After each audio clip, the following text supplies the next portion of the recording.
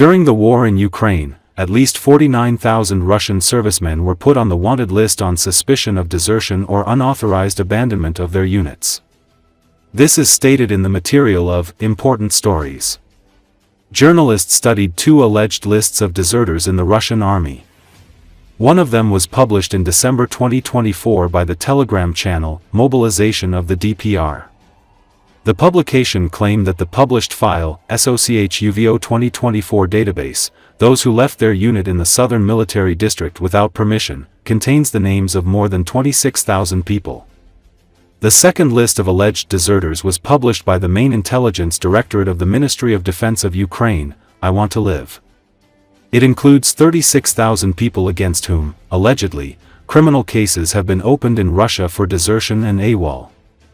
The authors stated that they received the document from sources in the command of one of the military districts of the Russian armed forces. Journalists combined data on deserters from leaks into one table, after first clearing it of duplicates and checking the information against other sources. As noted by Important Stories, the earliest entries in the SOCH YuVO database were made in November-December 2022, the latest, at the end of June 2024. The exact period covered by the I Want to Live database is unknown. Important Stories write that not all the soldiers who ended up in the leaked databases actually evaded service, which is confirmed by public cases and the data from the leaks themselves. Thus, almost 300 people were recognized as dead, captured or missing. Leaks indicate that the main reasons for being placed on the wanted list are abandoning positions at the front, escaping from the territory of a military unit, and refusing to return to service after treatment. The Farewell to Arms project on deserters stated that the leaked lists of names do not reflect the real scale of desertion. Based on these databases, we can say that during the entire war, the number of deserters and people who went to the SOCH is more than 50,000 people. Based on these lists, it is also impossible to draw a conclusion about the number of deserters in Russia at this time, noted the project analyst Alexei Alshansky. He explained that the lists have gaps in the data, and they do not cover the last year of the war.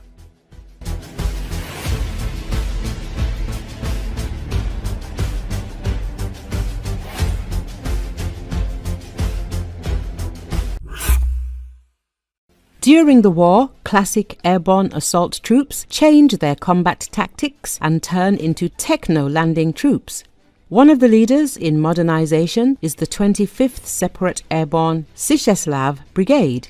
Modern technological solutions, air and ground drones, allow the 25th Brigade to conduct successful operations and hold positions in the extremely difficult Pokrovsky direction. A video report from the positions of the techno-landing force is published by Ukrainian Pravda.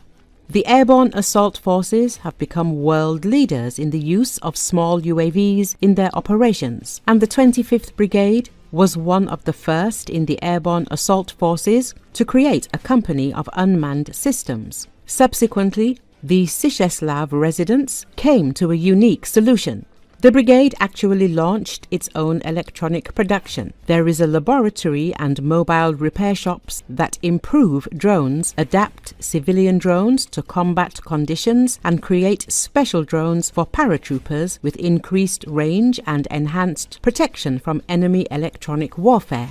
We are moving towards minimizing human losses and the use of human resources and transferring absolutely everything to robotic systems. Ground drones, conventional drones, commercial drones, reconnaissance aircraft. That is, to switch to robotic systems as much as possible in order to reduce losses.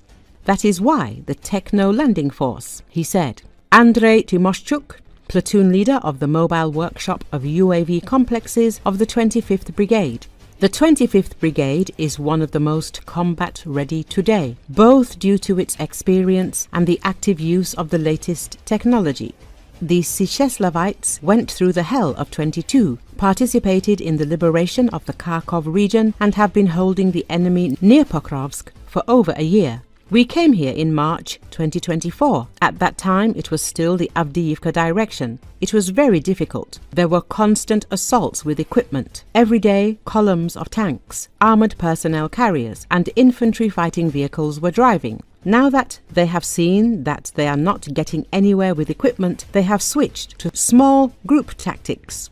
They constantly come in pairs, threes, try to gather in some place and carry out assault operations, said the commander of the self-propelled artillery battery of the 25th Brigade, call sign Dark.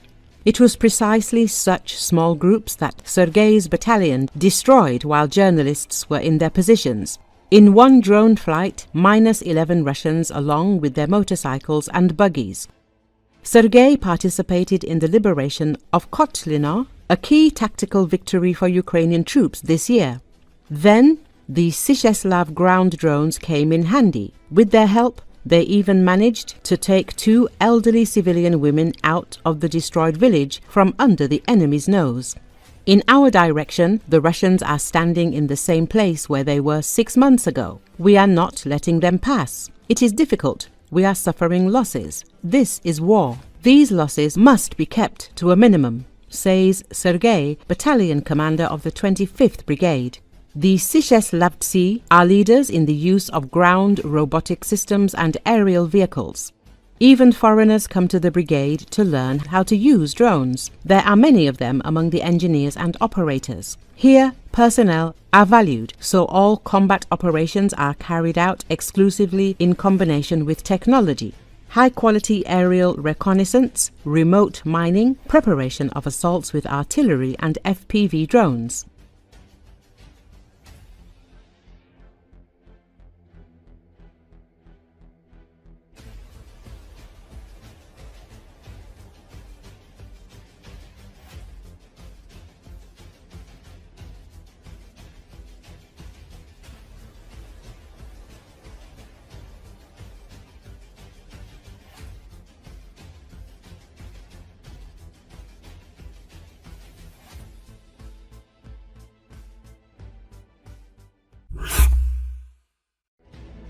The Russian military has intercepted and launched a missile strike on a training ground of the 1st Special Forces Brigade of the Ukrainian Armed Forces near the settlement of Shostka in Sumy region.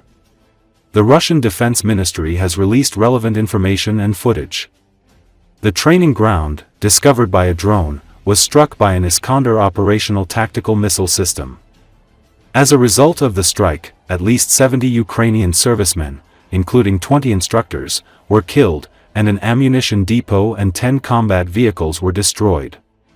The training ground is said to be located 50 kilometers from the Ukrainian-Russian border. The Ukrainian side has not commented on the incident.